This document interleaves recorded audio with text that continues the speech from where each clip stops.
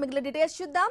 AP ప్రజల ప్రయోజనాలు తాకట్టు పెట్టిన ప్రధాని మోదీకి వ్యతిరేకంగా ఎవరు మాట్లాడడం లేదని ఏపీసీసీ చీఫ్ షర్మిల ఆరోపించారు. మోదీ అంటే కూటమి నేతలకు భయమన్నారు. పేదల పొట్ట కొడుతుంటే ఎవరు మాట్లాడటం లేదని మండిపడ్డారు. కాంగ్రెస్ చేసే ఉద్యమానికి ప్రజలు మద్దతు పలకాలని కోరారు. ఉపాధి పరిరక్షణ కోసం పోరాటం చేయాలని షర్మిల పిలుపునిచ్చారు. మన్రేగా పరిరక్షణ యాత్రలో భాగంగా అన్నమయ్య జిల్లా పుంగనూరులో నిర్వహించిన బహిరంగ సభలో పాల్గొని షర్మిల ఈ వ్యాఖ్యలు చేశారు.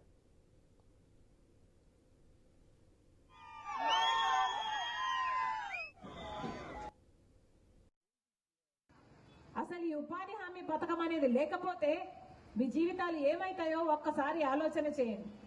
ఇప్పటికే మన రాష్ట్రంలో చదువుకున్న బిడ్డలకు ఉద్యోగాలు రావటం లేదు. డిగ్రీలు పీజీలు చదువుకున్న బిడ్డలు కూడా ఇంట్లో ఉన్నారు, లేకపోతే డ్రైవర్లుగా పనిచేస్తున్నారు, లేకపోతే గిగ్ వర్కర్లుగా మారిపోయారు. అవునా? మరి ఇలాంటి పరిస్థితిలో ఉపాధి హామీ పథకం ఏ మాత్రం దెబ్బతిన్నా మీ కుటుంబాలు దెబ్బతింటాయా లేదా? అమ్మా, ఉపాధి హామీ పథకం లేకపోతే అసలు వలసలు పోవాల్సిన అవసరం వస్తుంది, లేదా ఆకలి చావులు చూడాల్సిన అవసరం వస్తుంది.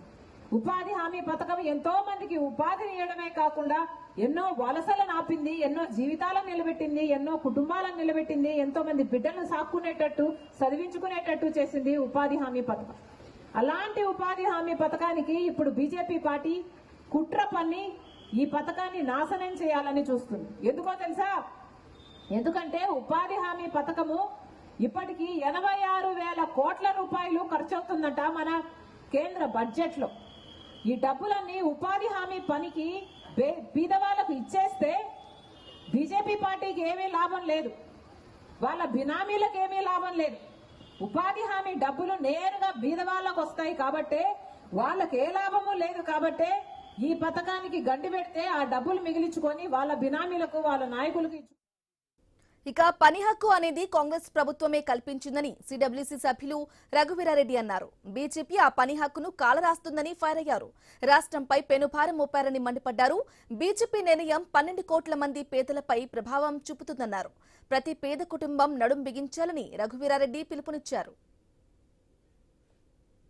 ఏమ్మా, మీకు ఉపాధి హామీ పథకం కొనసాగాలనా వద్దా? కొనసాగాలి. మహాత్మా గాంధీ పేరు దానికి ఉండాలనా వద్దా? ఇంకో 2-3 నెలల్లో ఇక ఉపాధి హామీ పనులు నిలిచిపోతా ఉన్నాయి తల్లి.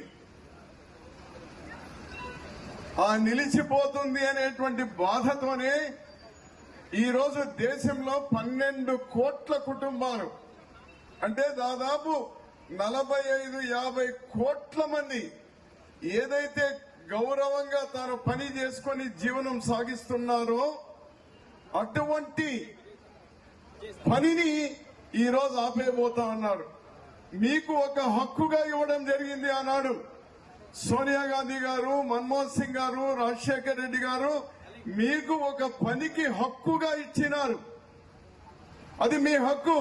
మీ పని ఇవ్వకుండా పోతే మనకు ఉద్యోగం